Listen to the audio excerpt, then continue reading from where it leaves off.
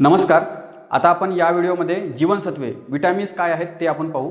बघा, आपल्या अन्नामध्ये जेवणामध्ये मुख्य करून कार्बोहायड्रेट्स असतात, प्रोटीन्स असतात आणि फॅट्स असतात. जास्त करून कार्बोहायड्रेट्स 50% 50-60%, फॅट्स 20-30% आणि प्रोटीन जे असतात ते 15-20% असते.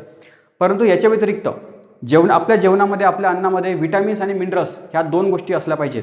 या आपण पर्सेंटेजमध्ये मोजत नाही, आपण ते मिलीग्राममध्ये मोजत असतो. आपला इंटेक असला पाहिजे तेवढा, तर खूप जास्त महत्त्वाचं असते. आणि हे सगळं असेल तर त्यालाच बॅलन्स डाएट असं म्हणू आपण.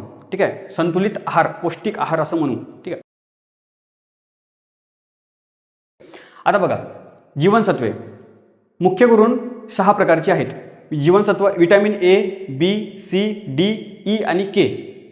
आता आयोग काय करते ना, यांची सायंटिफिक नावं विचारते. आता सायंटिफिक नावं हे पाठ करायची कशी, तर त्यासाठी एक आपल्याजवळ कोड आहे. आता कोड कसा आहे बघा, आधीच्या काळामध्ये जे युद्ध व्हायचे ना, तर त्या युद्धामध्ये रथाचा वापर केला जायचा. त्या रथामध्ये भरपूर सारे मग ते म्हणजे बाण वगैरे भरपूर काही असे गोष्टी होत्या. एक प्रकारे तो चालती फिरती तोफ होती. जशी आताच्या मॉडर्न युगातली तोफ आहे त्याच प्रकारची ते जुन्या काळातली ते तोफ होती. तर याच्यावरूनच आपली ट्रिक आहे. कोणती? तर रथ एक तोफ. रथ एक तोफ आहे. रथ एक तोफ. ठीक आहे. आता बघा, सर्वात पहिले आपण पाहू विटॅमिन ए. विटॅमिन ए याचं सायंटिफिक नाव काय आहे, तर वरून काय तो रेटिनॉल. ठीक आहे. आता हे जे विटॅमिन ए आहे आपल्या डोळ्यांसाठी खूप जास्त महत्त्वाचं असते. जर का याची कमतरता असेल तर आपले डोळे कमजोर होऊ शकतात. आपल्याला रात आंधळेपणा, नाईट ब्लाइंडनेस हा डिसीज होऊ शकतो. ठीक आहे. आणि त्यासाठी मग आपण काय खायला पाहिजे, तर गाजर वगैरे किंवा पपई वगैरे याच्यामध्ये विटॅमिन एचं प्रमाण मोठ्या प्रमाणात मिळते. त्याच्यामुळे आपण ते खायला पाहिजे. बघा, विटॅमिन ए जो असतो ना, तर तो ना थोडा सुगंधी असतो. एक प्रकारे जे टर्पेनॉइड जे असतात, टर्पेनॉइड हे सुगंधी पदार्थांमध्ये येत असते. जे फ्लेवर वगैरे असतात, जसं आता माझाची बॉटल असते. ठीक आहे, मँगो माझाची बॉटल असते. आपल्याला वाटतं की त्याच्यामध्ये की आंब्याचा रस असेल. नाही, ते फ्लेवर असते. बाकी सगळं केमिकल असते. ते 1% पण त्याच्यामध्ये आंब्याचा रस नसतो. ठीक आहे. तर हे जे फ्लेवर वगैरे असतात तर ते कुठून येतात, हे टर्पेनॉइडचे भरपूर सारी उदाहरणं आहेत. त्यापैकी एक उदाहरण हा रेटिनॉल, हा पण सुगंधी असतो. आता आयोगाने पण प्रश्न विचारलेला होता की खालीलपैकी कोणते टर्पेनॉइडची उदाहरणं आहेत, तर एक रेटिनॉल, आणखी एक मेन्थॉल वगैरे असं होतं. तर अशा प्रकारे हे आहे.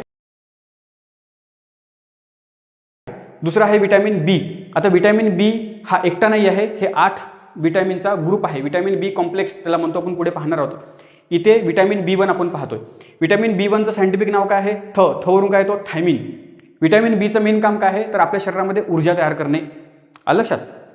आता बघा, विटॅमिन बी 1ची जर का आपल्या शरीरात कमतरता असेल तर आपल्याला बेरीबेरी नावाचा रोग होऊ शकतो. ठीक आहे. आपले ते पूर्ण शरीर सुजते त्याच्यामध्ये.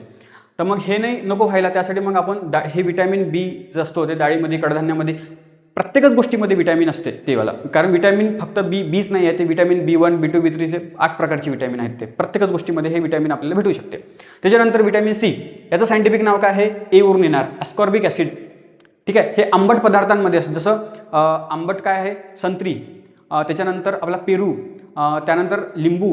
ठीक आहे. हे यांच्यामध्ये आपल्याला आवळ्यामध्ये विटॅमिन सी खूप जास्त प्रमाणामध्ये पाहायला आपल्याला आढळते. तर ते खायला पाहिजे आपण जास्तीत जास्त. तर याची जर का कमतरता असली आपल्या शरीरामध्ये तर कोणता नावाचा डिसीज होतो, स्कर्वी नावाचा डिसीज होतो. ठीक आहे. त्याच्यानंतर डी, विटॅमिन डीचं सायंटिफिक नाव काय आहे, वरून काय तो कॅल्सिफेरॉल. विटॅमिन डी जो असतो आपल्या शरीरामध्येच तयार होतो.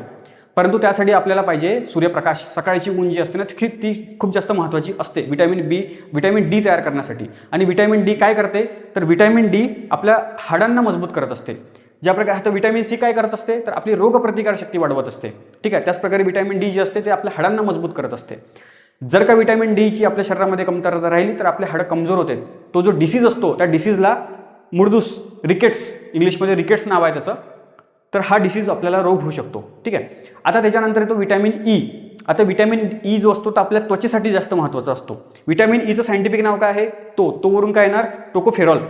ठीक आहे. हे आपल्या त्वचेसाठी आणि आपल्या पेशीचे पण निरोगी राहण्यासाठी विटॅमिन ई महत्त्वाचं असते. हे एक प्रकारे अँटीऑक्सिडंट म्हणून काम करत असते. म्हणजे कसं, विटॅमिन ईची जर का आपल्या शरीरामध्ये कमीपणा जर का असेल तर आपण ना, वय जरी कमी असलं तरी पण म्हातारा दिसू जास्त, म्हणजे एजिंग जास्त होते आपली.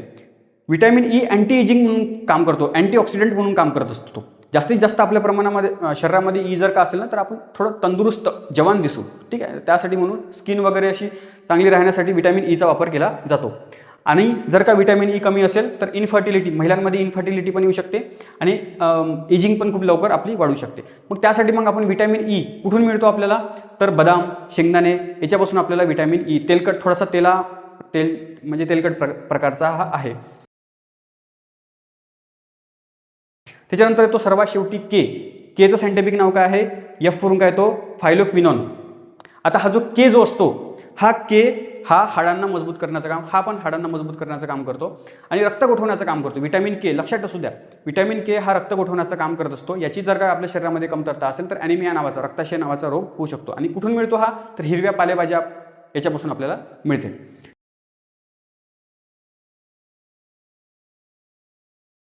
आता हे जी vitamin A, B, C, D, E आणि के यापैकी काही विटॅमिन जे असतात ना, तर ते पाण्यामध्ये विरघळतात आणि काही विटॅमिन हे तेलामध्ये, फॅट्समध्ये विरघळतात. कोणते फॅट्समध्ये विरघळतात, तर आपल्याजवळ एक ट्रिक आहे, कोणती, किडा.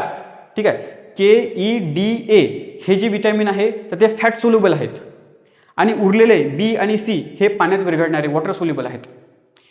याचमुळे काय होते, विटॅमिन के, ई, डी आणि ए हे जे असतात ना, आपल्या शरीरामध्ये गेले की आपल्या शरीरामध्ये साठवले जाते.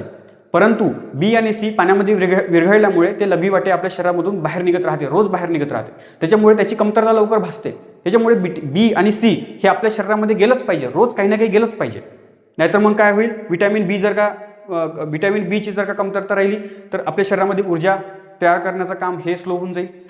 ठीक आहे, त्याची बेरी नावाचा रोग होऊ शकतो. आणि सीची जर का कमतरता असेल तर आपली रोगप्रतिकारशक्ती कमी होऊन जाईल. ठीक आहे ना, तर त्याच्यामुळे हे इंटेक याचा कंटिन्यू राहिला पाहिजे. आता बघा, आता आपण पाहणार आहोत विटॅमिन बी कॉम्प्लेक्स. हे 8 प्रकारचे विटॅमिन एकत्र येऊन ते 8 प्रकारचे हे विटॅमिन बी आहेत. कोणकोणते, तर B1, B2, B3, 1, 2, 3, त्याच्यानंतर 5, 6, 7, B5, B6, B7, त्याच्यानंतर B9 आणि B12. ठीक आहे, यांची पण सायंटिफिक नावं, आता 8 पैकी फक्त 4च याची सायंटिफिक नावं आपण पाठ करायची, बाकी 4 याची फक्त वाचून जायचं. इलिमिनेशनने मग ते सॉल्व्ह होऊन जाईल. सर्वात पहिले B1, त्याला आपण आधीच पाहिलं, आपण काय म्हणतो, आपण थायमिन, याने बेरी नावाचा रोग होतो. B2 याचं सायंटिफिक नाव काय आहे, तर रायबोफ्लोविन. B3चं निओसिन. त्याच्यानंतर B5चं पेंटाथेनिक ॲसिड. B6चं पायरिडॉक्सिन. आणि B7चं नाव आहे बायोटिन. हे आपल्या केसांमध्ये असते. B7 जर का आपल्या शरीरामध्ये कमी असेल तर आपले केस गळायला लागतात. ठीक आहे, B9 याला फॉलिक ॲसिड म्हणतात आणि B12 याला कॅबोलामिन असं म्हणत असतात, कॅबोलामिन. तर हे दोन्ही पण फॉलिक ॲसिड आणि कॅबोलामिन, B9 आणि B12 हे आपल्या शरीरामध्ये RBC, लाल रक्तपेशी जे असतात ते बनवण्याचं काम करत असते. जर का B9 आणि B12चं शरीरामध्ये प्रमाण कमी असेल तर आपल्या शरीरामधल्या रक्तपेशी कमी होऊन जाईल. लाल रक्तपेशी कमी झाल्या की आपल्याला कोणता रोग होईल, ॲनिमिया, रक्ताक्षय नावाचा रोग होतो. ठीक आहे, तर अशा प्रकारे आपण विटॅमिन, जीवनसत्वे हे जे आहेत हे डिटेलमध्ये आपण पाहिले.